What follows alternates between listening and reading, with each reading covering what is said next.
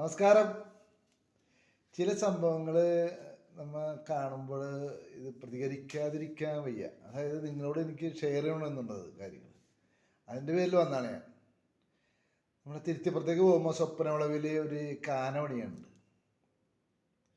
അതായത് ഇവിടുന്ന് അങ്ങോട്ട് പോകുമ്പോൾ ലെഫ്റ്റ് സൈഡിലാണ് കാനവണിയാണ്, ആ വളവിൽ തന്നെ. റൈറ്റ് സൈഡിലാണ് വെള്ളം കെട്ടിക്കിടക്കുന്നത്. ഈ വെള്ളം പോകാൻ വേണ്ടിയാണ് ഈ കാനവണിയെന്ന് എനിക്ക് തോന്നുന്നില്ല. ആ വെള്ളം പോകുന്നു. അതായത് ആ കുരിശിങ്ങ റോട്ടിൽ നിന്നുള്ള വെള്ളം ഇതിലേ വരുമ്പോൾ ആ കാനയിൽ വീഴുമെന്നാണ് പറയണത്.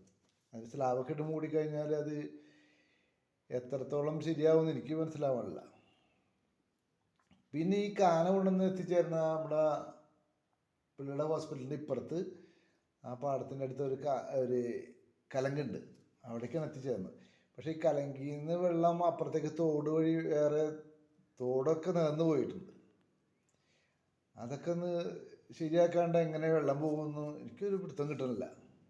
ഇതൊന്നും അറിയിക്കാൻ വേണ്ടിയാണ് ഇപ്പോൾ വന്നത്. ഈ കാന പണിയുന്നത് വെള്ളം പോകാനോ അതോ